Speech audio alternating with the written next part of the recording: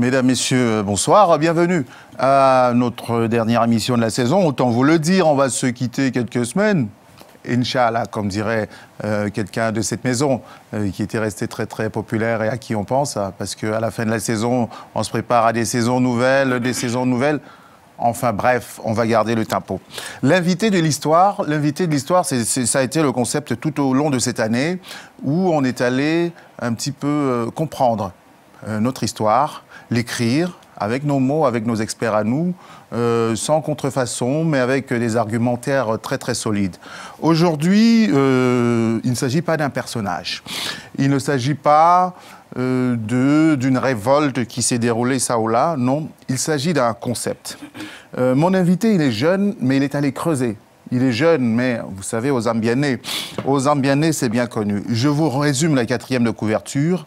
Cela peut paraître de nos jours surprenant, mais les mots noir et nègre désignent avant toute chose et en réalité les populations eurasiatiques dites abusivement blanches de peau aujourd'hui. En effet, noir et nègre, deux mots signifiant la même chose, qualifient historiquement et socialement parlant l'eurasiatique esclave de naissance ou fait esclave. On va creuser. On pensait que ça s'adressait uniquement à nous, mais notre invité semble avoir des arguments. Il ne semble pas. Il les a. Il a même pondu un opus. C'est celui-là, Les Noirs au cœur d'une institution millénaire eurasiatique. Il s'appelle Amouna Ngonimba. Bonsoir. Bonsoir, Monsieur Mbarga.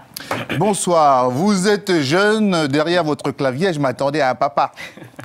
Du tout. Du tout, parce que au cours de mes pérégrinations comme ça sur la toile, je rencontre des œuvres. Et à chaque fois, je revenais vers vous, je lisais. Je lisais ce que je pouvais lire et je disais, mais où c'est qu'il va chercher tout ça? Et j'étais sûr d'avoir un homme, mais j'ai un jeune homme, mais sans doute qui a la main, qui a été adoubé par les ancêtres. Je l'espère. Vous l'espérez. Vous venez de quel pays? Du Congo-Brazzaville. Qu'est-ce que vous faites précisément et qu'est-ce qui vous a conduit à faire ce genre de recherche? Mais en fait, je suis auteur et éditeur en même temps. Donc, je suis éditeur pour le compte de la maison d'édition Amouna Nganga. Qui porte votre nom? C'est ça. Donc, c'est la maison d'édition que j'ai montée. Et je suis également membre d'un centre de conception du devenir de l'Afrique. Donc, nous travaillons sur les questions de la Renaissance africaine. Et nous travaillons également sur tout ce qui est concept et armes de domination mentale. Donc, c'est ce que nous avons réservé sous le du vocabulaire de la plantation. C'est-à-dire que c'est un ensemble de concepts qui, de premier abord, comme on va le voir avec le terme noir, peut paraître naturel et normal, alors que derrière se cache autre chose. En dehors de vos recherches sur les questions historiques qui touchent à votre continent, quel est votre parcours au niveau classique avant tout ça? Qu'est-ce qui vous a conduit ensuite vers ces recherches-là? On va dire au niveau classique, j'ai fait des études de droit privé. Et après, j'ai eu à découvrir mon histoire à travers Internet, par exemple, à travers des lectures. Et là, je me suis passionné pour mon histoire que j'ignorais, comme bon nombre d'Africains aujourd'hui ignorent leur propre histoire. Et donc, c'est ce qui m'a amené à creuser jusqu'à découvrir des trésors insoupçonné et inimaginable. Vous venez du Congo-Brazzaville. C'est ça. Que vous connaissez bien. Ah oui. Oui, très bien. Parce que c'est toujours important. On va nous dire, mais c'est un petit blanc qui nous a écrit là. Mais vous allez nous faire comprendre tout à l'heure que blanc et nègre, finalement, ces mots, ils ont des significations très différentes au cours de l'histoire. On va faire une petite virgule pour vous présenter plus calmement. Vous avez apporté un certain nombre de photos qui vous présente dans des situations, des travaux. Et très rapidement, on rentre dans notre discussion. On va faire... il n'y aura pas beaucoup de cérémonies aujourd'hui. Je vais vous laisser parler parce que vous avez argumenté pour votre passage ici, parce qu'on est très sollicité, d'une manière qui était tellement fluide, tellement soutenue que je me suis dit, bon, je reste tranquille, je l'attends sur le plateau. D'accord? Petit jingle, on vous présente et on rentre dans le débat tout de suite. On va voir quelques-unes des photos que vous nous avez amenées de vous-même. Ce sont d'abord des photos de vos ouvrages. Vous allez nous les expliquer, les résumer, hein, très très rapidement chacun. Donc, ce livre-ci, qui sera la trame finalement de cette émission, en deux mots, vous parlez de quoi? En deux mots, je parle de la question de l'identité. Parce qu'il est très important pour tout peuple de se définir et de définir son identité à partir de sa réalité culturelle, à partir de sa propre langue et finalement à partir de ses propres enfants. D'accord. Et vous avez écrit d'autres livres également sur l'excision, par exemple? Oui, en fait, là également, c'est sur l'excision. On révèle les origines de l'excision. On a souvent véhiculé l'idée comme quoi ça fait partie d'une coutume africaine, alors que dans nos recherches, nous nous sommes finalement aperçus que l'excision, une fois de plus, ce n'est pas africain, mais c'est quelque chose qui a été apporté en Afrique durant les périodes coloniales. Vous avez d'autres ouvrages parus ou à paraître? Oui, paru, il y a un ouvrage qui s'intitule Dunamé. En fait, dans cet ouvrage, nous parlons de la tradition africaine de façon générale. Donc l'histoire de l'Afrique, des origines à nos jours. On dit que c'est le berceau de l'humanité. Donc nous sommes allés questionner les gardiens de notre tradition, qu'on appelle couramment Djeli, ou griot de façon abusive. Et donc nous avons découvert des choses hallucinantes sur notre propre histoire qu'on ignore très souvent. Et vous remontez jusqu'à 100 000 ans. C'est quoi vos sources? Alors les sources, c'est déjà, comme je vous l'ai dit, les Djeli. Et il y a également des sources écrites. Par exemple, on remonte avec le bâton d'Ishango. C'est le premier bâton mathématique trouvé. Il y a 22 000 ans ou... Ça, c'est 22 000 ans. Alors que quand on questionne donc, les gardiens de notre tradition, ils disent que le premier bâton daté, écrit, remonte d'il y a 90 000 ans. Donc on voit que les informations données par, entre guillemets, la science actuelle et celles conservées par notre mémoire historique. Mais comment ils peuvent dater oralement sur une distance aussi importante? Alors, il faut savoir que les Ndjeli, par exemple, ils sont entraînés à emmagasiner une information. Ce sont des greniers, comme on dit, des greniers sémantiques. Donc, c'est leur travail, c'est vraiment leur profession en tant que telle, d'historien, d'emmagasiner toute cette information-là. Et il y a également la langue. Donc, la démonstration se fait également à partir de nos langues. Les mots de nos langues qui nous disent, par exemple, que chez nous, le mot modernité, ça date d'il y a 100 000 ans, justement, et ça s'appelle Issamamé. Donc, dans une langue proche de laquelle aujourd'hui, en Afrique? Voilà, c'est dans l'évé classique. L'évé qui nous vient du côté du Togo, notamment. Ouais. Togo, Bénin, et une partie au Nigeria même. Très bien. Donc, on va arriver à notre thème d'émission même. Mais avant cela, expliquez-nous un peu quelles sont vos recherches par rapport à la Renaissance africaine, parce que vous avez l'air d'un agneau comme ça, mais vous êtes un vrai samouraï. Vous travaillez contre les techniques de domination mentale, les armes de domination mentale, etc., etc. En un mot, de quoi il s'agit? En fait, il y a deux volets. Il y a le volet de la Renaissance, ce qu'on appelle Renaissance africaine. Donc, en Medoune Ether, qui est la langue pharaonique, on parle de Ouem Messout, qui signifie le renouvellement de naissance. En fait, quand un peuple on vient, entre guillemets, à tomber, à s'écrouler, à péricliter, il arrive un moment où il se remet en question pour apporter un renouveau dans sa culture, un renouveau dans son idéologie de façon générale. Et donc, dans l'ouvrage intitulé Dunamé, nous traitons également de cette question de la Renaissance, nous apportons des solutions concrètes pour la construction de cet État fédéral africain dont tout le monde rêve. Nous apportons la Constitution, l'hymne national, le système économique, le système politique. Et donc, c'est en fait tout ça qui est englobé par le concept d'Ouem Messout. Et le second volet, c'est le volet des armes de domination mentale. Donc, par exemple, le terme de noir, on va se rendre compte que c'est plus une arme de domination mentale qui est faite pour assujettir des peuples, dominer des peuples mentalement. On va rentrer dans le vif du sujet. On a pris le temps de se poser parce qu'après, ça va être plus dense. J'aimerais que vous preniez le temps d'expliquer. On a du temps, nous ne sommes que deux. Ça va être plus dense. On va prendre le temps d'abord, en partant du titre de l'émission qui s'est voulu, comme d'habitude, un résumé, un condensé, du noir à l'africain. L'histoire de la construction d'une identité, finalement, et d'un imaginaire africain. C'est ça, le sous-titre qui est en filigrane de notre questionnement. Ce qui revient à dire que ces notions, vous les interrogez, vous les, comment dirais-je, vous les récusez, comme on pourrait dire en droit, vous les récusez, ce qui peut se comprendre, parce que c'est un imaginaire qui a été construit par d'autres. Nous sommes bien d'accord. À partir de quel moment les termes africains, nègres, esclaves sont utilisés en Afrique? Et je vous pose une deuxième question pour vous laisser le temps de poser votre réflexion. Et comment les Africains s'imaginaient et s'appelaient eux-mêmes? Je pose les deux questions ensemble pour qu'on sente le moment de la césure. Prenez votre temps, allez-y. Alors déjà, je vais commencer par la première question. Donc, d'où viennent le mot nègre, noir, c'est la même chose en fait. Je crois qu'il faut remonter déjà à la signification réelle de ces mots, parce que là, on parle en langue française. Et on va se rendre compte que quand on fait des recherches, quand on questionne justement, parce que le rôle de l'historien, c'est comme celui du psychiatre ou du psychologue. Quand le patient est malade, il vient voir le médecin, le psychologue ou le psychiatre, et le psychiatre lui pose des questions et cherche à savoir d'où remonte son mal. Donc nous, c'est ce travail que nous avons essayé de faire avec le mot noir et nègre. Donc en anglais, ça donne black ou nigger. Donc c'est les mêmes choses. Il y a des variantes dans les langues arabes, etc., etc. Donc, que signifie le mot noir? Le mot noir a deux sens. Premièrement, il désigne une classe sociale des personnes asservies. À quel moment? En Eurasie. Parce qu'il faut savoir que le mot noir prend sa naissance, sa racine en Eurasie. Donc l'Eurasie, c'est l'Asiatique, les pays asiatiques, l'Europe, tout ce que l'on appelle le monde indo-européen.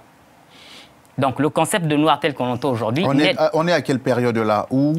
Dès les départs. Dès les départs, donc c'est pourquoi il faut expliquer avec pédagogie justement. Le système social, enfin ce qu'on appelle le mode de production, l'organisation sociale des pays eurasiatiques est fondamentalement basée sur un système esclavagiste. C'est-à-dire qu'il y a trois catégories sociales principalement dans la société. Il y a la première catégorie des nobles. Ça, c'est le petit nombre de la population, donc ce qu'on appelle aujourd'hui par exemple l'élite, et qui impose son point de vue au reste de la population. Donc le reste de la population, le bas peuple comme on dit aujourd'hui, c'est ceux-là qu'on qualifie de noirs. Non, noirs, pourquoi noirs? Parce qu'ils sont pauvres, ils n'ont pas l'aisance des nobles, et les nobles, c'est ceux qu'on appelle les blancs justement. Ils sont appelés blancs parce qu'ils sont cultivés, ils sont riches, et ils ont tout le faste qui va avec. Et entre le blanc et le noir intervient une troisième couleur, c'est le rouge. Le rouge, c'est en fait la classe sociale, ou on peut dire caste, des guerriers, de ceux qui vont à la guerre pour le compte des blancs. Et en cas de révolte, par exemple, du bas peuple, ce sont les rouges, donc les guerriers et les soldats qui vont mater le peuple. Et c'est pourquoi vous verrez d'ailleurs que la couverture de l'ouvrage, vous avez le blanc, le rouge et le noir.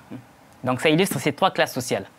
Donc le noir signifie, désigne en fait, c'est la couleur qui désigne en fait cette classe sociale des pauvres, du bas peuple, des personnes asservies. Sans vouloir vous interrompre, mais juste pour une précision. Est-ce qu'il y a un exemple précis d'une civilisation, d'un empire, d'un royaume que vous pouvez mettre en exergue pour illustrer cela? C'était pratiqué ainsi dans quel royaume, dans quel empire par exemple? D'accord, on va en venir. Donc je clarifie d'abord le concept et je vais donner des exemples plus tard. Donc il y a ce concept, déjà il faut se mettre en tête que le mot noir signifie esclave. Donc c'est le bas peuple en fait qui était martyrisé par la population. Il faut savoir qu'en Eurasie, en Grèce par exemple, on était soit homme libre, soit esclave. Moi, je me mets à la place de quelqu'un qui ne connaît pas ces termes. Eurasie. Expliquez-lui ce que c'est. L'Eurasie, c'est la population aujourd'hui qu'on appelle blanche ou jaune. Donc l'Asie. Et qui, il y a plusieurs milliers d'années, s'étendait pas seulement en Europe, mais partait de l'Asie. De l'Asie, voilà. L'Asie actuelle. Donc c'est toute l'Asie, de l'Asie actuelle, justement. On va voir le cas de la Chine, par exemple. Il y a l'Asie, il y a les Sémites. Les Sémites sont composés par les Juifs et les Arabes, donc les Hébreux. Et il y a les Européens, et les Afro-Européens, descendants comme les Américains, etc., etc. Donc c'est ceux-là qu'on appelle Indo-Européens, donc il y a les Iraniens, les Irakiens, etc. Donc c'est ceux-là qu'on catalogue dans le concept d'Eurasie. D'accord. Indo-Européens. Voilà. Donc, on a ces trois classes sociales dans la société eurasiatique. Donc l'organisation sociale est ainsi déterminée. Donc il y a les Noirs qui représentent la majorité de la population, le bas peuple. Ensuite, il y a les guerriers qui sont symbolisés par la couleur rouge. Et enfin, il y a les blancs qui symbolisent la noblesse, les prêtres et autres. C'est ceux-là qui dirigeaient vraiment la société. Donc, on voit ici déjà, d'entrée de jeu, que le concept de blanc ou de noir ne désigne pas la couleur de peau d'une population donnée, mais ça désigne plutôt des concepts qualifiant des classes sociales et des castes. Donnez-nous un exemple d'auteur qui s'exprime là-dessus. Alors, vous avez par exemple Georges Dumézil, qui a fait des travaux et qui a démontré la division tripartite. C'est ce qu'on appelle la division tripartite de la société eurasiatique, du monde indo-européen. Donc, l'organisation sociale par caste. Et je vais donner des exemples à partir justement des références poétiques, constitutionnelles, cosmogoniques venant de cet univers socio-culturel et politique de l'Eurasie. Donc, juste pour finir au niveau de la signification du terme noir, donc on a vu que ça désigne non seulement la caste du bas peuple, les personnes défavorisées, mais ce concept-là va également désigner les personnes faisant partie de cette caste. Donc, ça désigne la caste, mais ça désigne également les personnes asservies, donc les esclaves. Donc, le mot noir, mettons-nous-le dans la tête, ça signifie esclave. Donc, une fois que l'on dit ça, il faut maintenant démontrer. Dans l'ouvrage, on se base sur un texte fondamental, donc une constitution en Europe, par exemple, le cas des Européens. Dans la société germaine, vous avez un texte nommé Rigstula, donc le chant de Rig. Ça, c'est la traduction en français. Alors, qui est Rig? Rig est en fait un dieu eurasiatique, donc germain, qui viendra sur Terre pour définir l'organisation sociale. Et donc, il ira sur Terre. Donc, ce texte, vous le trouvez par exemple dans l'ouvrage de... Je vous donnerai les références plus tard. Donc, c'est l'Eda poétique. Ça, c'est l'ensemble des textes cosmogoniques qui résument un petit peu dans lequel se trouve ce chant-là, l'Eda poétique. Donc, dans ce texte, ça a été traduit par Régis Boyer plutôt. Donc, dans ce texte, on dit que ce dieu arrive sur Terre et il va décider d'organiser la société humaine. Il arrive dans une première famille qui va l'accueillir, sauf que cette famille est délabrée, elle est pauvre. Donc, une fois qu'il va être reçu par cette famille et que la réception ne sera pas à la hauteur de son rang de Dieu, la malédiction qui sera assignée à cette famille-là sera d'avoir un enfant qui, dans le texte, c'est écrit noir sur blanc, est noir de peau. Et il sera l'esclave de ses autres frères, du moins de ceux qui vont être créés par la suite. Ça rappelle une autre histoire. Bien sûr, on en viendra. Donc, une fois que Traïel, ça c'est son nom, le nom de ce noir de peau, une fois que Traïel viendra au monde, ce dieu Rig ira dans une autre famille, qui l'accueillera avec plus de faste que cela.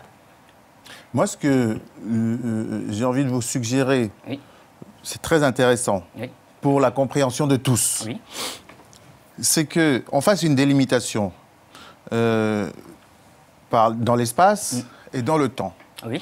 C'est-à-dire que quand vous parlez des Indo-Européens, ce n'est pas une civilisation uniforme et de tout temps. C'est à une certaine époque. Est-ce que vous êtes capable de nous situer relativement, même si ce n'est pas précis, l'époque, et en face, ceux qu'on appelle les Noirs aujourd'hui, quelles étaient les interactions avec les autres? Quels étaient leurs rapports avec les autres? Justement, on va en venir, parce que... Faites-le tout de suite, comme ça, ça nous permet de visualiser la carte du monde à cette époque-là. Je vais vous répondre très clairement. Aujourd'hui, on n'est pas sorti de cette situation sociale. Il faut savoir que les Eurasiatiques ont internationalisé, mondialisé plutôt leur culture. Quand on parle par exemple de tiers-monde, on sait qu'en Europe, il y avait la caste des pauvres ou du bas peuple qui était appelé tiers-État. Donc aujourd'hui, quand on parle de tiers-monde, ça nous rappelle ce bas peuple, mais au niveau mondial, des pauvres. Donc cette histoire de l'Eurasie, c'est des origines de l'existence de ces peuples-là, indo-européens, jusqu'à nos jours. Et maintenant, l'interaction aujourd'hui, l'Africain va être désigné par noir. Pour quelle raison? Parce qu'il va être intégré, durant l'esclavage, dans cette catégorie des esclaves, de cette caste des esclaves européens. C'est à partir de cette période qu'on va l'appeler noir, comme les Blancs, du moins ce qu'on appelle aujourd'hui. Quand on parle de la civilisation indo-européenne, oui, eurasiatique, oui, pourquoi on mêle des peuples asiatiques aux peuples européens dans cette définition historique? Parce que les Européens, on dit que l'Europe n'est qu'une presqu'île d'Asie. Les Européens ne sont issus... C'est cette précision que j'attends depuis. Les Européens viennent d'Asie. D'Asie, voilà. On va dire que leur berceau, c'est les steppes, ce qu'on appelle les steppes eurasiatiques. Donc ils viennent tous d'Asie et après il y aura une diffusion partout en Europe, en Amérique, etc. Mais sinon, ils viennent tous de ce berceau asiatique. Donc c'est le même peuple qu'on... À l'époque, ce qu'on appelle les Asiatiques aujourd'hui n'existaient peut-être pas sous cette forme-ci où ils étaient moins nombreux. Moins nombreux, c'est ça. Ils n'existaient pas sous cette forme et ils formaient un même bloc. C'est comme les peuples, ceux qu'on appelle les peuples sémites. Ils viennent tous d'une même branche, les Hébreux et les Arabes. Ils descendent tous d'Abraham, leur ancêtre, leur patriarche commun. Donc c'est une même famille et puis au cours de l'histoire, ils vont se séparer, il y aura des divisions, des guerres entre eux et c'est ce qui va créer... Donc là, on a une période, parce qu'on sait la période fastueuse de l'Égypte pharaonique noire. Oui. Pour les égyptologues les moins généreux, ils remontent à 3000 ans avant Jésus-Christ, d'autres à 6000 ans, d'autres encore plus haut. Oui. Peu importe. Ces Eurasiatiques-là, eux, ils se situent dans ce temps-là ou avant? C'est-à-dire...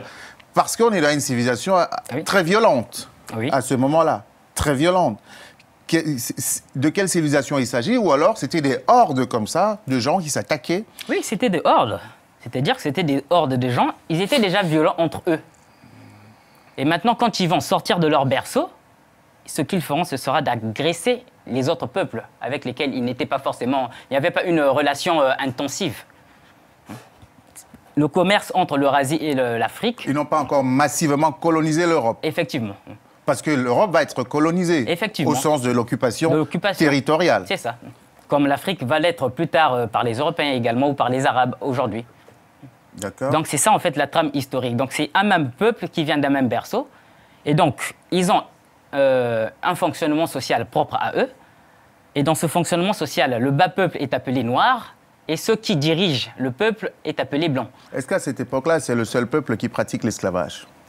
Tout le peuple eurasiatique pratique l'esclavage. Et ailleurs que là, en Afrique, où il y a une civilisation plus ancienne, puisque la vie vient de là... Il n'y a aucune trace de la pratique d'esclavage. Il n'y a aucun texte constitutionnel ou cosmogonique, comme on va le voir chez les Eurasiatiques, qui mentionne la présence de l'esclavage. Au contraire, quand on lit par exemple Nelson Mandela, dans son ouvrage L'Apartheid, il nous fait comprendre que avant l'arrivée des Afrikaners, donc des Européens en Afrique du Sud, il n'y avait ni riches ni pauvres, il n'y avait pas de classe sociale.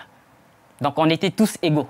Est-ce que ce n'est pas un monde idéalisé que vous tracez là? Parce que les différences entre les individus sont naturelles. Il y a des gens qui seront chefs de village, d'autres qui seront juste paysans ou bergers. Et donc, il y aura une différence sociale, socio-économique, à tout le moins. La différence intervient au niveau de l'organigramme de la société. Parce qu'il faut toujours des gens pour diriger une société. D'autres vont faire ceci, d'autres vont faire cela. Vous parlez d'égalité dans l'essence même. Il n'y a pas dans la liberté, dans les droits fondamentaux de l'individu. Il n'y a pas un système d'oppression et de domination, d'exploitation de l'homme par l'homme. Parce que quand on voit par exemple les chefs de village en Afrique aujourd'hui, leur rôle, c'est justement d'instaurer ce qu'on appelle la ma'at, donc la justice. Enfin, à l'époque. Aujourd'hui, c'est... Non, aujourd'hui encore. Moi, je reviens du Congo, par exemple, et ce sont des choses dans certains villages qui sont encore en vigueur. Parce que quand je fais mes travaux, je vais sur le continent et je pose des questions. Donc, c'est encore en vigueur aujourd'hui, ce n'est pas un rêve ou une idéalisation. Même si l'aliénation entre petit à petit, mais on a encore conservé ce patrimoine-là. Le premier choc de cette civilisation avec l'Afrique, la première rencontre, elle se déroule quand et où et de quelle manière? La première rencontre, en fait, elle remonte avec... Ça ne va pas être une rencontre amicale, ils ne vont pas s'offrir des fleurs. Alors, généralement, la tradition africaine, c'est une tradition de l'accueil, de l'hospitalité, comme on dit. Donc, généralement, voilà, c'est ce qui a perdu l'Afrique d'ailleurs. Donc, l'Africain, lui, il reçoit tout le monde, si vous venez en ami. Donc, les autres, quand ils viennent avec un esprit de domination. Le premier cas, parce que quand on parle de colonisation, on veut faire remonter la colonisation avec les Européens. Non, la colonisation de l'Afrique, elle remonte du règne des pharaons. Donc c'est à partir des Hyksos qui vont coloniser l'Égypte pendant plus de 100 ans, jusqu'à ce que les mers nubiennes viennent les déloger de là. Donc la colonisation, c'est un long cycle qui a commencé depuis l'époque des pharaons. Donc la rencontre, elle est brutale depuis très longtemps et elle continue jusqu'à aujourd'hui. D'accord. Et le passage, à quel moment apparaît ou apparaissent les termes noirs et esclaves en Afrique? Alors, les termes noirs et esclaves apparaissent en Afrique il y a quelques siècles, et même moins d'un siècle. C'est à partir des philosophes des Lumières, non. À partir de nos intellectuels, de nos érudits tels que Senghor, Césaire, et etc. Donc, en fait, ça va commencer avec le processus de l'esclavage. Parce que quand l'Africain va être déporté, comme je vous l'expliquais, il va être introduit en Eurasie, en Amérique par exemple, dans cette caste de ceux qu'on appelait les Noirs, indépendamment de leur couleur de peau. En plus, ça tombe bien, que, comme pour faire un mauvais jeu de mots, ils sont noirs, enfin noirs. Noir, c'est relatif. Oui, bien sûr. Parce que la couleur, elle est noire, on n'a pas la même couleur de peau. Bien sûr, mais vous voyez ce que je veux dire. Effectivement. Ils se rapprochent de ce concept-là, en apparence visuellement. Pour l'Européen, par exemple, oui. Sauf que pas pour l'Africain. Parce que quand vous désignez l'Africain dans sa langue maternelle, justement, il ne se désigne jamais par la couleur de peau et il ne désigne pas l'autre par la couleur de peau. Je vous donne un exemple simple. Dans ma langue en Kikongo, pour désigner l'Européen, on l'appelle Mundele. Mais la couleur blanche, ce n'est pas Mundele, et la couleur blanche, c'est Pembe.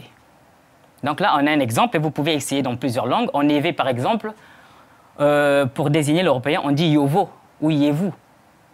Ce n'est pas la couleur blanche. C'est pareil dans la langue Betsi, la couleur blanche, c'est Mfumu, ce qui est blanc. Voilà. Et le blanc, l'individu, c'est une Taran, dont beaucoup de gens ignorent la signification profonde. Mais la signification est quelque peu, c'est une digression. Hein. Elle est très intéressante parce qu'il semble que ça renvoie à une sorte de termite qui s'installe discrètement et puis ensuite vous ne retrouvez pas votre champ. Bref, donc pour revenir au terme de voilà, donc quand l'Africain pense dans sa langue et à partir de sa culture, il ne définit pas l'autre ou soi-même à partir d'une couleur de peau. Donc le terme noir entrera en Afrique à partir de l'esclavage. Donc les Africains qui vont être déportés vont être introduits dans la caste des Européens appelés noirs, donc des Européens esclaves. Parce qu'il faut rappeler que l'esclavage n'a pas commencé avec les Africains. L'esclavage, le système esclavagiste a commencé avec les Européens eux-mêmes. Justement, on passe au chapitre 2 de notre causerie. Il y a le terme noir qui ne désignait pas ce qu'on appelle aujourd'hui les Africains. C'est ça. Je veux dire, dans son acception, dans ce qu'il porte, historique, philosophique et idéologique. C'est ça. Il y a ça. De même que le terme esclave est un terme, évidemment, on sait que l'esclave a concerné tout le monde, mais aller plus loin encore dans l'histoire même de la notion d'esclavage. Oui, le mot esclave lui-même, il vient du mot slave. Et le slave, ce sont des peuples européens qui ont été asservis et mis en esclavage par d'autres Européens. D'ailleurs, c'est resté le même terme en anglais. Effectivement, slave, et même en latin, slave également, on retrouve le même mot. Donc on voit bien que le système esclavagiste a commencé en Eurasie, par les Eurasiatiques eux-mêmes et entre eux-mêmes. Donc, la mise en esclavage des Africains sera, on peut le dire, un accident de l'histoire. Ah, un accident, mais très lourd de conséquences. Très lourd de conséquences, bien sûr, comme tout accident. Ah bah tiens, oui, il y a des accidents bénins, mais là, c'était quelque chose de très grave. Donc, maintenant, ce sont des termes qui sont chargés. Avant, ils représentaient une réalité socio-culturelle à l'intérieur d'une société qui était la société eurasiatique. Oui. Ensuite, ça s'est internationalisé. Et puis, il y a une étape beaucoup plus délicate qui nous poursuit jusqu'aujourd'hui, c'est que les mots ont été chargés de un et de deux. Les Africains, ou les Kamites, ou le Muntu, vous nous direz quelle est la meilleure appellation possible pour les Africains, se sont appropriés des termes qui ont été construits par d'autres pour les assujettir. Donc, comment progressivement le terme noir, par exemple, va être chargé? Vous avez parlé de l'histoire d'une mythologie allemande, je crois, il y a quelques instants, pas allemande, germaine, mais très semblable à une histoire qu'on retrouve dans la Bible. L'Ancien Testament. À quel moment, comment va s'opérer la manipulation de ce concept pour qu'ensuite nous-mêmes on se l'approprie? Mais il a d'abord fallu, comme je l'expliquais tout à l'heure, nous introduire dans la société européenne, dans cette caste de noirs. Donc une fois qu'on entre dans une maison, on nous a chargé du nom, comme je vous l'ai défini, le mot noir désignait la caste, mais également les personnes étant asservies, donc les personnes esclaves. Donc une fois que l'Africain va être fait esclave, on va lui attribuer ce terme-là. Mais même à l'origine, ça ne désignait pas, même quand l'Africain était fait esclave, ça ne désignait pas encore la couleur de peau. C'est bien plus tard que les philosophes, tels que les philosophes des Lumières, vont charger décharger ce concept au niveau des Européens et le charger au niveau des Africains et notamment au niveau de leur couleur de leur peau. Donc ce sont ces Africains-là, au fil du temps, des siècles et de l'aliénation, qui vont se réapproprier ce concept et en faire une identité. Cette mémoire très lourde de l'Europe elle-même. Effectivement. L'Afrique va être la victime expiatoire aussi d'un inconscient collectif très lourd. Effectivement. Voilà les esclaves, par essence. En plus, ils ont la couleur noire. En plus, voilà. Ensuite, ils sont maudits, comme on dit dans la Bible. Ensuite. Justement, quand on parle de la Bible, venons-en à la Bible. Justement, c'est très tardif. C'est pour ça que je veux que vous vous arrêtiez. La Bible étant des écrits successifs. La malédiction de Cam, elle arrive bien plus tard. Oui, sauf que la malédiction de Cam, comme je vous l'ai expliqué avec le texte précédent, le Rixtula, ce n'est pas la malédiction des Africains, parce que Kham est hébreu. C'est un eurasiatique, Kham. Donc, l'histoire de Kham, en fait, raconte l'histoire, justement comme le Rixtula, de la société eurasiatique, en l'occurrence hébraïque, des Hébreux, ce qu'on appelle aujourd'hui les Juifs. Et Kham, en fait, va être l'enfant, l'un des fils de Noé, qui va être maudit et dont la descendance va être... il aurait vu son père nu, il était ivre et nu. Donc le père, en retrouvant ses esprits, va maudire la descendance de Kham, ou Cham, comme on dit. Donc une fois que cette malédiction arrive, il dira que ta descendance sera les esclaves de tes frères. Sauf que c'est la même histoire que l'on retrouve dans le texte que je vous ai cité précédemment avec le Rixtula. Et quel est le plus ancien des deux? Le plus ancien des deux, c'est le Rixtula. C'est le Rixtula et il y a même des textes plus anciens que cela. Donc en fait, c'est une idéologie, c'est pourquoi je disais que c'est une idéologie intrinsèquement liée à l'organisation sociale eurasiatique, à leur mode de production. Donc, si on revient à l'histoire de Kham, on se rend compte que Noé n'a jamais mis les pieds en Afrique. Alors comment aurait-il pu peupler l'Afrique? On dit que l'Afrique est le berceau de l'humanité. Si l'Afrique est le berceau de l'humanité, on n'aurait pas pu descendre de Noé ou de Cham ou que sais-je. Donc c'est une question de bon sens. Donc Cham raconte bien l'histoire non pas de l'Afrique, mais celle des Africains. Alors comment Cham sera identifié maintenant à l'Africain? Ça, c'est intéressant. Ça, c'est un travail des pères de l'Église. Je vais vous donner un exemple simple.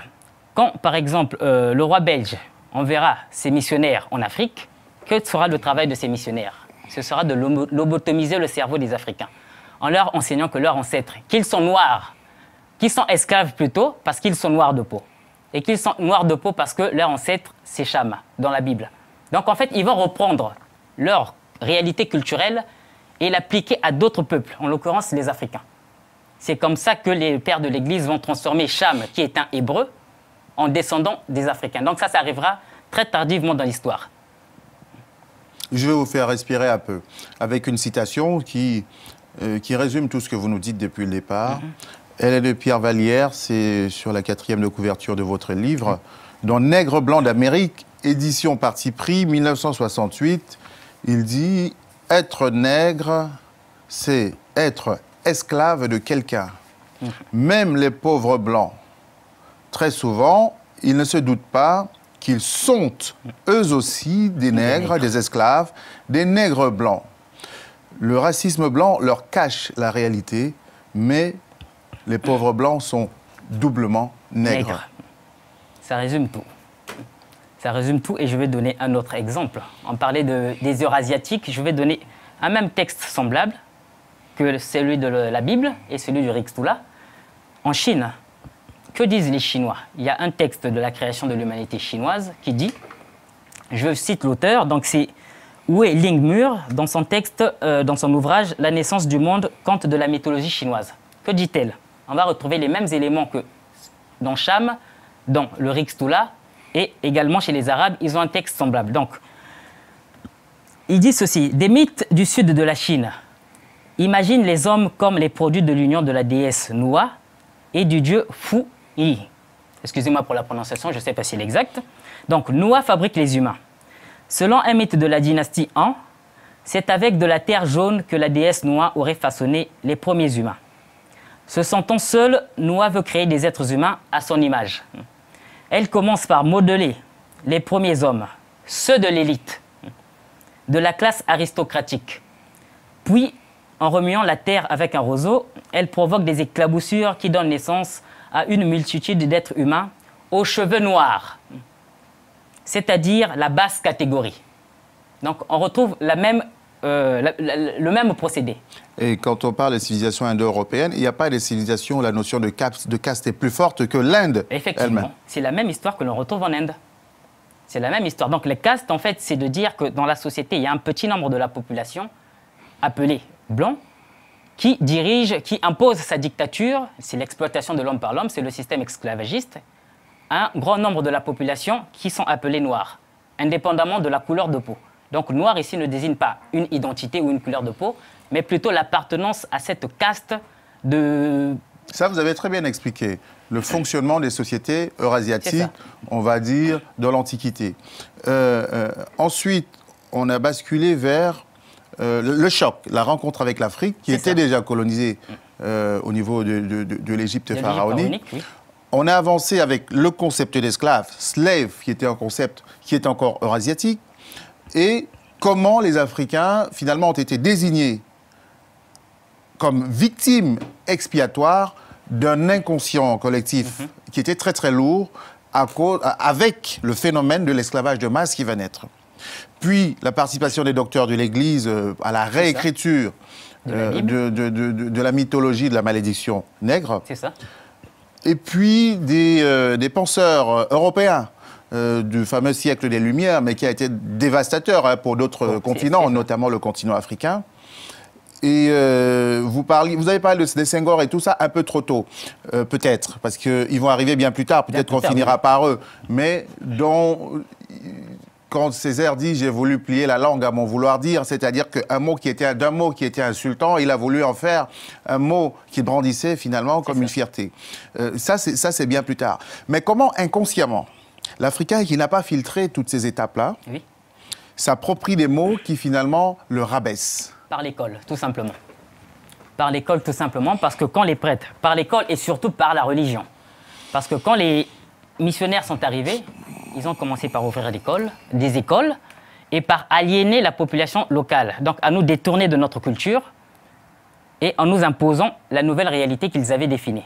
C'est comme ça que petit à petit, l'Africain a commencé à s'approprier ces termes. Une histoire dévalorisante, voilà. Une image de dévalorisante, c'est ça. Oui. Par exemple, nos parents, juste très récemment, on leur apprenait à l'école que leurs ancêtres étaient des Gaulois. Et dans les programmes scolaires, quand on lit les programmes scolaires de l'époque coloniale, tous les héros africains étaient dénigrés. On les traitait de sauvages, de singes, de macaques, et on n'a rien inventé, on n'a rien fait. Donc c'est à partir de cette période, notamment à travers des outils que sont l'école et la religion, que s'est installé dans la psychologie de l'Africain, surtout de celui qui est allé à l'école européenne. Donc plus on est allé à l'école et plus on est exposé. Abruti. Non pas exposé, mais abruti, tout simplement. Parce que l'école eurasiatique, c'était un outil d'abrutissement.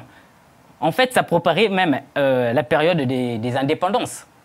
Parce qu'une fois que l'Européen ou l'Arabe venu coloniser l'Afrique sentait la fin venir, il va préparer des valets qui, en fait, seront ce que le docteur François appelle des peaux noires masques blancs. C'est-à-dire des gens qui travaillent pour le compte du maître parti. Donc c'est en fait tout cela qui va générer la société actuelle, même africaine. Donc, quand vous engagez ce travail-là, qu'est-ce que vous espérez en engageant un travail comme celui-là? Je vois à peu près ce que vous espérez, mais comment vous allez diffuser ça dans les esprits qui sont déjà très, très... Mais déjà, le premier travail à réaliser, c'est de faire la collecte d'informations. Cette collecte, elle se fait très bien, du moins, en fonction des données que nous avons, par des érudits africains qui font des travaux sur l'histoire, la réhabilitation de l'histoire africaine, sur l'écriture de l'histoire mondiale même, puisque le terme de noir, ça ne concerne, comme on le voit, ça ne concerne pas l'Afrique en particulier. Ça remonte, ça a ses origines dans le monde eurasiatique. Donc c'est vraiment l'histoire du monde. Donc c'est déjà avoir ce genre de manuel pédagogique. Une fois qu'on a ces manuels, et justement, on se sert des écoles, on se sert des journalistes, comme vous, pour diffuser l'information. Et petit à petit, effet boule de neige, l'information circulera et l'Africain retrouvera la conscience de lui-même et l'estime de lui-même surtout. Et surtout, donc, l'intérêt en écrivant cela, c'est surtout d'appeler l'Africain à réfléchir à partir de sa propre langue et à raisonner surtout à partir de sa propre culture. Et puis à comprendre quand même quelque chose de fondamental. Toute l'identité africaine, tout son imaginaire est construit par d'autres. Par d'autres. C'est un reflet. C'est un reflet. D'abord, quand nous disons africain depuis le début de l'émission, c'est une construction autre. Effectivement. Parce que la signification même d'africain, vous pouvez revenir là-dessus aussi. Puisque je suis là pour poser les questions. La signification d'africain, le mot africain, c'est un mot africain, d'origine africaine. Ça vient d'Ifriqiya. Mais sauf que ça n'a jamais désigné la population africaine ni le continent africain.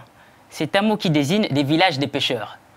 Alors, qui va faire la promotion de ce mot Afrique-là et désigner le continent à partir de là? Ce sont les Romains. Durant les guerres puniques, les attaques contre Carthage.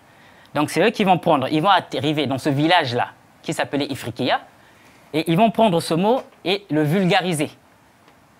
Et l'Africain lui-même, bon, à partir du processus d'aliénation qu'on vient d'expliquer, va s'approprier ce terme, il va se définir comme Africain et Afrique sans savoir ce qui se cache derrière. Comment il s'appelait avant, l'Africain lui-même? L'Africain lui-même s'appelait, vous pouvez essayer dans votre langue, déjà quand vous posez la question à un Africain, la première chose qu'il vous dit, dans ma langue par exemple, si vous demandez à un Africain comment vous vous appelez, il va dire « Munu ke muntu ». Donc je suis un être humain, je suis un muntu. Le pluriel c'est bantu. Donc c'est l'être humain et on retrouve le mot un petit peu partout en Afrique. Du temps des pharaons, ils parlaient de remetu. Ça désigne toujours l'être humain, on retrouve la racine tu qui désigne l'être humain par excellence. Donc il y a déjà ce mot-là qui nous situe dans la globalité du monde en tant qu'être humain. Et pour nous distinguer des autres populations non africaines, le mot pour dire africain en langue kikongo par exemple c'est ndombi. Donc ndombi ne signifie pas noir, contrairement à ce que certains pensent. Ça désigne l'être humain parvenu à maturité, entre guillemets, le civilisé, l'être humain civilisé. Voilà en fait comment l'Africain se désignait. Et dans toutes les langues, on retrouve le même processus. Et quelle était la répartition sociale? Vous avez parlé des castes chez les autres. En Afrique, comment c'était organisé? Mais en Afrique, en fait, il y avait déjà le roi. Ou plutôt, même le terme roi, c'est un terme inapproprié.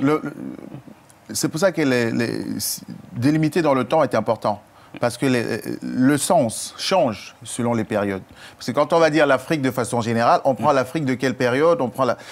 Parlons par exemple de l'Afrique pharaonique et prenez-nous par exemple ensuite d'autres grands empires africains, le Royaume Congo, l'Empire du Mali ou des choses comme ça, mais pour en nous fait, expliquer de façon plus microscopique. La logique est la même dans tous ces royaumes, que ce soit au niveau de l'Égypte que les Afriques qui vont poursuivre. Parce que ce qui va se passer après l'invasion de l'Égypte, c'est quoi? C'est que ce sont ces mêmes personnes-là qui vont émigrer, qui vont battre en retraite. Et qui vont refaire la même chose qui se faisait déjà là-bas. Donc l'organisation, elle est à quelque chose près la même.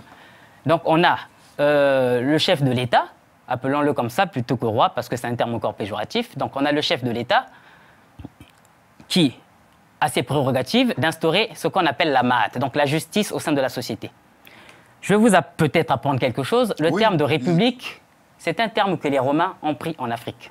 Donc l'ouvrage Duname, le mot Duname, c'est le mot africain pour dire république. Et la république, c'est cette société, l'Africain définit Duname comme étant la société dans laquelle chacun a sa place et tout le monde a les mêmes droits. Que vous soyez roi, que vous soyez le plus bas dans la société, vous avez les mêmes droits.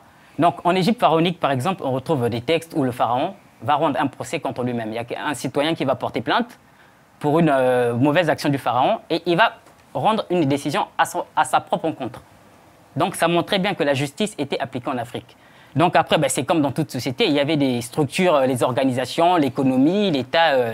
Et puis, si on veut même des choses plus récentes, mais déjà très anciennes par rapport aux standards internationaux, la première constitution qui valide les droits de l'homme, c'est Kurukan Fugan de Soundiata Keïta. On est au XIe siècle. Effectivement. Où on reconnaît des droits égaux à tout le monde. À tout le monde. C'est clairement écrit, tout le monde a les mêmes droits. Personne ne doit porter atteinte à la liberté de l'autre, c'est écrit noir sur blanc. Donc quand on vient par exemple aujourd'hui nous refourguer les droits de l'homme, c'est une supercherie incroyable. Alors que l'Africain dans sa culture même a déjà cela en lui. Et vous constatez que c'est perdu tout ça? Ah non mais c'est pas perdu, puisqu'on écrit des livres et que c'est encore là, c'est encore enseigné. Si je prends par exemple le concept... Puisque les fameux valets dont vous parlez, ils se sont proliférés, hein? On a perdu beaucoup de choses quand même. Oui, on a perdu beaucoup de choses, sauf qu'il ne faut pas oublier qu'en Afrique, on parle plus des vallées que de la population. Toute notre richesse se trouve encore dans nos villages qui sont encore en vie.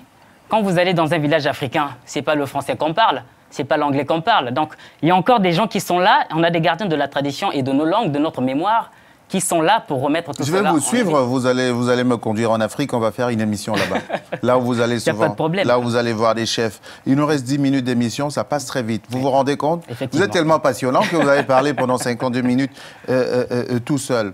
Et vous insistiez sur une notion, quand on s'est accordé sur le titre de cette émission. D'ailleurs, je vais vous rendre hommage, parce que cette émission, je l'ai faite dans des conditions très très compliquées de réalisation, et vous avez réalisé beaucoup de choses pour que nous soyons assis ici aujourd'hui au niveau du concept et de la préparation. Je vous remercie. Oui, il faut rendre à César. Vous insistiez sur le terme Muntu. Ah ouais, le terme Muntu, c'est... Qui pourrait désigner notre identité. Notre identité. Notre notion de l'identité ontologique. Effectivement, parce que quand je discute par exemple avec des gens, ils me disent oui, bon aujourd'hui l'Africain s'est identifié comme étant noir. Ben, si on enlève le mot noir, comment on va s'identifier? On a le terme Muntu, dans chaque langue africaine on a la même méthode. Oui, chez moi c'est Mot, c'est la même chose. C'est la même chose. Chez les Douala c'est Moto, Mota. On peut reprendre ce terme et s'identifier avec ça. Je vais vous faire un peu penser à quelque chose, vous allez creuser. Vous me direz ça la prochaine fois. Il y a quelqu'un qui disait tout le temps « Je suis le fils de l'homme, je suis le fils de l'homme ». Vous savez que ça existe dans toutes les langues africaines, bien cette sûr. Expression? Ah, bien sûr. Mais pourquoi il disait ça? Je vous rappellerai que ce fils de l'homme lui-même, il est venu étudier en Égypte, donc encore en Afrique. Il s'est réfugié aussi en Égypte. Ah, bien sûr. Mais moi, j'ai souvent l'impression qu'on ne se réfugie pas chez les étrangers. « Je suis le fils de l'homme » n'a pas de sens en français, par exemple. Effectivement. Ça ne signifie rien. Rien du tout. Mais en langue africaine, ça signifie quelque chose. Et ça signifie ce qu'il disait. Effectivement. Bon, non, mais poursuivez. La notion de Muntu, et on entend parler aussi d'Ubuntu. Il nous reste... vous avez 5 minutes. Justement, le Muntu, c'est celui qui pratique l'Ubuntu. L'Ubuntu, en fait, on peut définir ça rapidement comme étant le vivre ensemble. C'est le respect mutuel, le respect de l'autre. Je ne fais pas à l'autre, justement, ce que je m'interdis qu'on me fasse. C'est ça, en fait, ce qui traduit la notion d'Ubuntu. C'est l'être humain qui reconnaît l'autre en tant que son semblable. C'est une éthique. Effectivement, c'est une éthique. Donc ça exclut, par définition, l'esclavage en Afrique, par exemple. Donc, au niveau du système économique, on a ce concept au niveau des tontines. Quand vous voyez comment fonctionnent les tontines, que vous soyez riche, que vous soyez handicapé et autres, vieux, jeunes, dans les tontines, vous recevez tous la même somme à la même période définie. Principe d'égalité.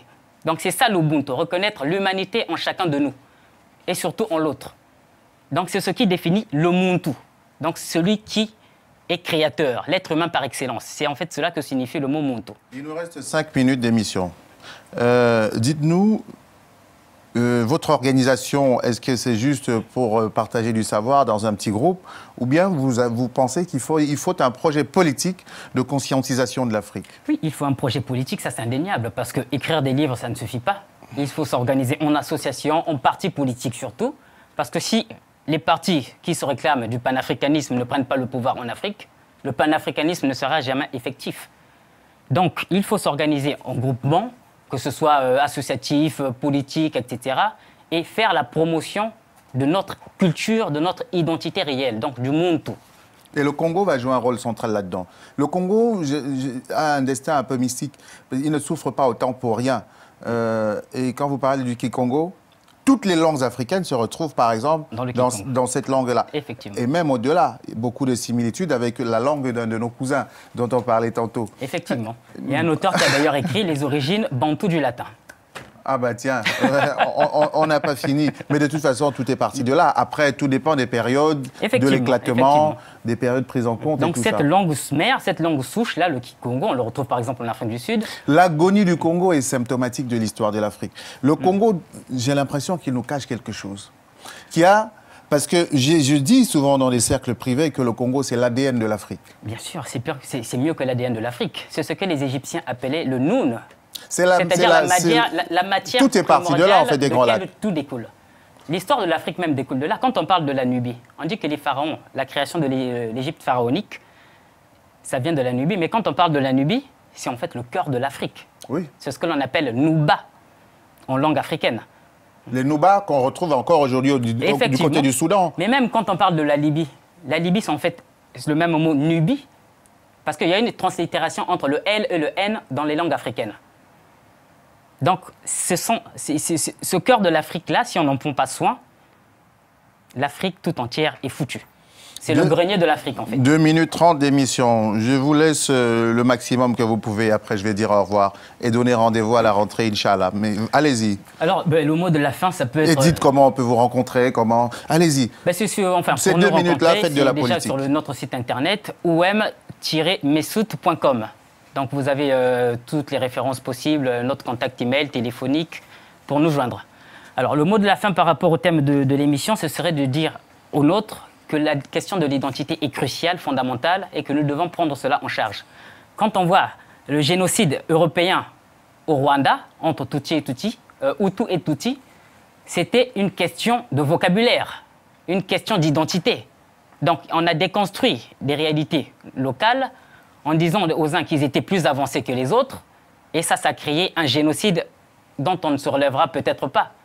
Donc, la question d'identité est fondamentale. Nous ne pouvons pas nous nommer n'importe comment, et surtout, nous ne pouvons pas nous laisser nommer par d'autres que nous-mêmes. Eh bien, ce sera le mot de la fin. On a fini avec un thème qui fait réfléchir. L'été, c'est fait pour danser. Ah ben non, c'est dangereux de danser tout le temps. Cette émission, on va vous la repasser cet été pour comprendre une notion importante, c'est que on ne peut pas se laisser définir par d'autres. C'est un peu le leitmotiv de cette émission qui essaye, avec très peu de moyens, beaucoup de passion et des invités passionnants et talentueux, d'apporter sa petite écriture à l'histoire de l'Afrique. Mais j'aime bien comment on appelle les Blancs du côté des Betty. Allez vous renseigner. C'est très intéressant, cette histoire des termites. Je vous souhaite d'excellentes vacances. Je vous dis longue vie à Télé Sud et certainement à bientôt. Au revoir.